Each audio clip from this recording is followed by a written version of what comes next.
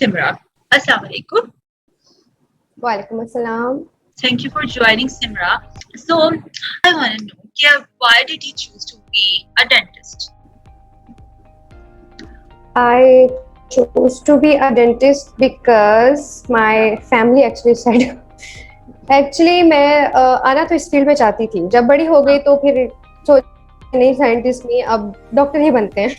तो मैंने entry test दिया. मैं रिपीटर हूँ क्योंकि फर्स्ट अटेम्प्ट मेरा नहीं हुआ था. तो सेकंड अटेम्प्ट जब मैंने दी तो उसके बाद भी हमारा जो था इशू बना था उस साल जो है, और वो रीटेक हुआ था. मतलब पहला एंट्री टेस्ट जो था वो ठीक नहीं हुआ था.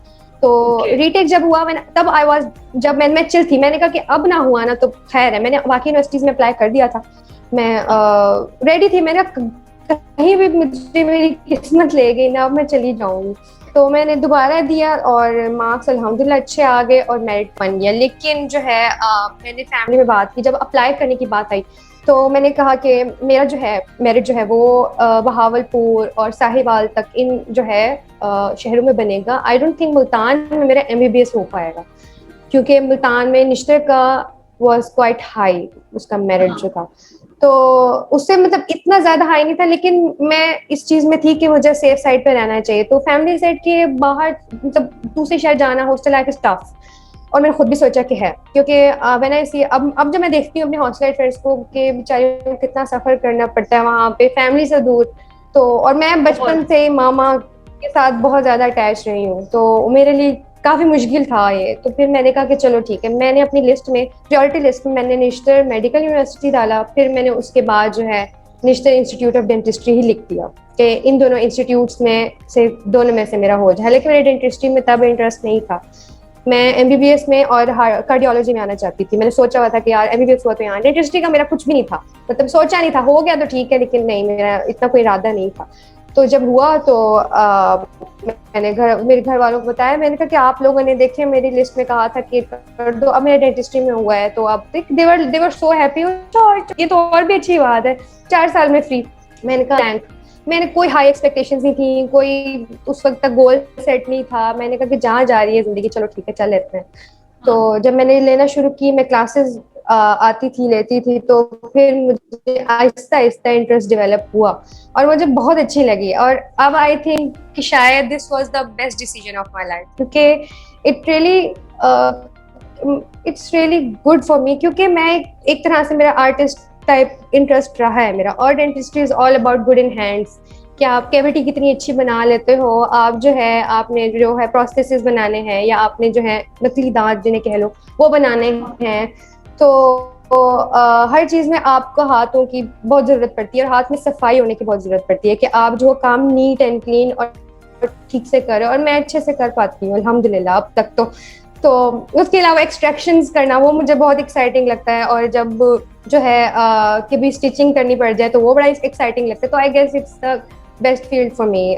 मुझे लगता है कि जो जहाँ आपको नसीब आपको जरूर लेके जा रहा हो ना कि बस आपने यहाँ जाना है, आपको वहाँ चले जाना चाहिए क्योंकि Allah is giving you something better.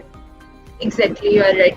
अच्छा, तो when you were studying, you studied 4 years of dentistry. तो ऐसा कोई मोमेंट आया जिसमें you felt like ये सब्जेक्ट बहुत मुश्किल है या ये प्रैक्टिकल या एग्जाम बहुत मुश्किल है, how will I cope up with this exam और सब्जेक्ट? हर साल मुझे लगता है एक सब्जेक्ट ऐसा जरूर होता है जिसपे मेरी जान अटकी होती है कि बस इसमें पास होना है. फर्स्ट ईयर में आई रिमेम्बर फर्स्ट ईयर में मैं इतना बढ़ती नहीं थी बिल्कुल भी. मैंने लास्ट 40 डेज में पढ़ा था पूरा साल का ना. तो एक सब्जेक्ट था बायोकेमिस्ट्री. तो वो मुझे बहुत बहुत जहर लगता था, बहुत शदीद जहर. और मैंने उसका कुछ भी नहीं पढ़ा था. उसके पेपर्स में 3 छुट्टियां थी और मैंने एक दिन पढ़ा था. मुझे इतना बुरा लगता था. तो जब मैं पेपर देख के आई मुझे पता था मैं 2 से 3 सवाल गलत कर आई हूँ. फिर क्या हुआ? और उस वक्त मैंने कहा कि यार इसमें तो सप्ली आई. मुझे ये डर था कि इसमें सप्ली आएगी, लेकिन अल्हम्दुलिल्लाह मैंने बहुत मन्नतें मांगी, बड़ी नमाजें पढ़ के दुआएं मांगी. मैंने कहा प्लीज सप्ली नहीं पास करा देना, कुछ हो जाए. लेकिन अल्हम्दुलिल्लाह मैं उसमें पास करी और मैं पूरा 100 में से 50 पे पास की क्योंकि 50 वाला पास होता है यहाँ पे. 100 में से मैं 50 और मैं उसी पे नाच रही थी. उसमें बहुत खुश थी कि अल्हम्दुलिल्लाह पास तो हुआ. तो that was the subject I hated the most. और मुझे लगता था हाँ एग्जैक्टली। और लास्ट ईयर अभी जो साल गुजरा है उसमें मेरा जनरल मेडिसिन का पेपर जो था वो बहुत टफ आया था, और वो सब्जेक्ट भी मुझे इतना कोई पसंद नहीं था, तो उसका पेपर बहुत टफ आया और उस पे भी मैंने मतलब सजदों में गिर गिर के अल्लाह मुझे पास करा दे, प्लीज सपनी। हालांकि क्या हो गया, बहुत से लोग देते हैं सब प्लीज, इसमें कोई कोई बड़ी बात नहीं है, हाँ, खैर है। लेकिन मेरे घर वाले भी जब भी मैं उन्हें कहूँ कोई बात नहीं खैर है, तो मैंने कहा नहीं यार सप्ली नहीं, सप्ली नहीं आनी चाहिए, कुछ हो जाए। तो फिर दुआएं की, उसमें भी पास हो गए अल्हम्दुलिल्लाह, दुआओं से पास हो जाती हूँ। शुक्र पास हो जाती हो। तो एनी टिप्स फॉर दोस्त जो एंट्री टेस्ट देना चाहते हैं, तो उनके लिए कोई छोटी सी टिप्स या थोड़ी सी टिप्स जिससे दे कैन उनको फायदा हो जाए? जो बच्चे एंट्री टेस्ट देना चाहते हैं उन्हें मैं सबसे पहले कहूंगी कि डोंट रिलाई ऑन कॉलेज और यूनिवर्सिटी और एकेडमी। ठीक है, मतलब आप कोई सॉरी यूनिवर्सिटी नहीं, academy, don't rely totally on college and academy. क्योंकि मुझे लगता है कि आप जब वहाँ डिपेंड करते हो ना, आप खुद से नहीं पढ़ते हो कुछ, आप टेस्ट देते रहते हो। जो फर्स्ट मेरी अटेम्प्ट थी उसमें मैं ये करती थी, मैं वाज लाइक कि ठीक है जो जो मुझे कह रहे हैं कल पढ़ के आना है वो मैं पढ़ रही हूँ एंड दैट्स फाइन। लेकिन सेकंड अटेम्प्ट में आई डिड सेल्फ स्टडी, और मैंने अपना खुद स्केड्यूल बनाना, खुद डिसिप्लिन करना अपने आप को, और कोशिश करना कि पॉजिटिव माइंड, ये सबसे ये चीज़ कि मैंने अपना पॉजिटिव माइंड रखा। जब बीटेक हुआ मैंने कहा कि चलो अगर मेरे नसीब का मुझे जरूर मिलेगा, मेहनत मैंने पूरी की 100%। और मैं कहूँ कि मेहनत से आपने जान नहीं छुड़ानी, क्योंकि एंट्री टेस्ट ऐसी चीज़ है जब आप देने वाले जाते हो ना, जब आप अकेडमी जाते हो आपको लगता है बड़ी आसान है। मुझे भी ये लगता था, मुझे लगता था ये तो हलवा है, ये तो मुझे आता है। ये बंदा गेट्स ओवर कॉन्फिडेंट, और अक्सर बच्चे इसी वजह से नहीं कर पाते क्योंकि दे गेट ओवर कॉन्फिडेंट, वो पढ़ते नहीं है, वो सही से फोकस नहीं करते, वो खुद नहीं पढ़ते, वो खुद जो है अपने आप को रिपीट कर करके पढ़ना और स्केड्यूल बना के और डिसिप्लिन रहना वो नहीं रहते। वो अकेडमी कहते हैं मेरे टेस्ट अच्छे हो रहे हैं, ओके फाइन गुड, अब मैं पास कर दूंगा या कर जाऊंगी। लेकिन मैं उन्हें रिकमेंड करूंगी वो खुद से पढ़ें, खुद से अपना स्केड्यूल बनाएं, और जो है रटे चीजों को। बायो बायो तो मैं कहती हूँ रट लें, बाकी फिजिक्स का कॉन्सेप्ट लें, केमिस्ट्री में भी बहुत सारी चीजें बुक्स की लाइंस आती हैं, वो भी ठीक है, इट्स फाइन, मतलब हो जाएगा। इंग्लिश में थोड़ी सी मसला होता है बच्चों को, लेकिन आपको आपको पॉजिटिव माइंड हो, आप खुद को एजुकेट कर रहे हो, आप ये नहीं कि आपने बुक पे स्टक रह लिया अब जी बस मुझे मिल गया ही नहीं, आपने नॉलेज लेनी है, गेन करना है, और आपने बार बार चीजों को रिपीट करना है, क्योंकि जब आप रिपीट करोगे और रिपीट होकर आपके माइंड में बैठ जाएंगी।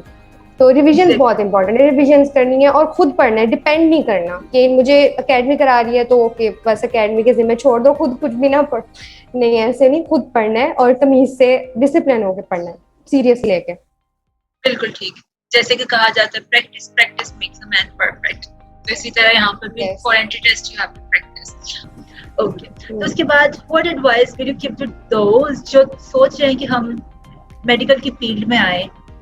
मेडिकल की फील्ड में जो आना चाहते हैं, मैं उन्हें कहूंगी कि एक दफा ठंडे दिमाग से अलहदा बैठ के ये सोचें कि वो आना चाहते हैं या उन पे किसी का प्रेशर है, मतलब वो कर पाएंगे ऐसा, मतलब उन्हें इंटरेस्ट है या नहीं है। मतलब मैंने बहुत सारे लोगों को इवन अपनी फील्ड में भी देखा है जो कि नहीं आना चाहते थे या उनका माइंड नहीं है, इंटरेस्ट नहीं है, लेकिन फैमिली की वजह से कर लिया या किसी ने बोला तो कर लिया। नहीं, आप खुद बैठो सोचो, इफ यू थिंक के you are good in biology and science subjects all, तो आप और आपको लगता है कि आप आगे जाके, जैसे कि स्ट्रेस काफी फील्ड जो है ना इसमें काफी स्ट्रेस है, मतलब आपको स्ट्रेस से कोप करना आना चाहिए। आपके पास इमरजेंसी पेशेंट्स आएंगे, अगर आपने एमबीबीएस करना है you should know that if क्या आप किसी इमरजेंसी सिचुएशन में पैनिक तो नहीं करते हो, आप मतलब उस सिचुएशन को हैंडल कर लेते हो।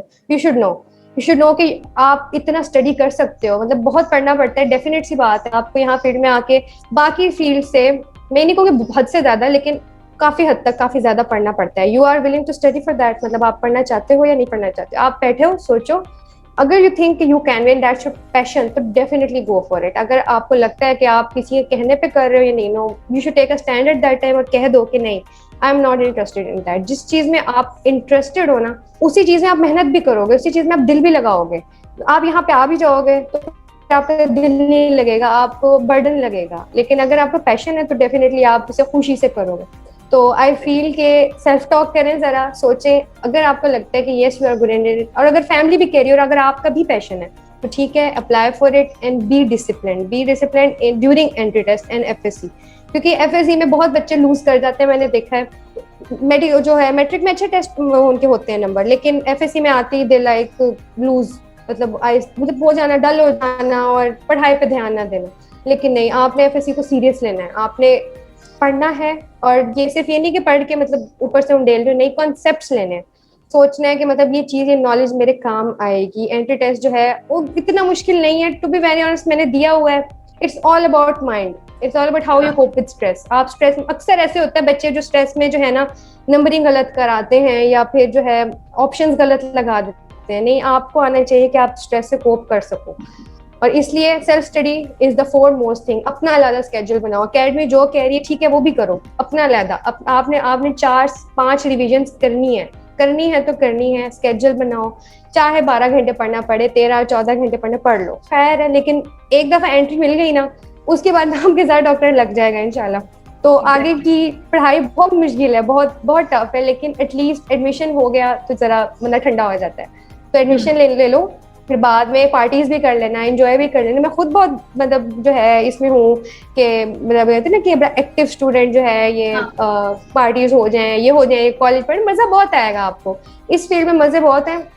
सिर्फ एफएससी टाइम पे और एंट्री टेस्ट टाइम पे पढ़ लो, अच्छे से पढ़ लो बस। Exactly. और इसके साथ I would like to add कि always be yourself. So guys, if you like the video, don't forget to like, share and subscribe to Inspiration Talks, and best of luck, Laiba.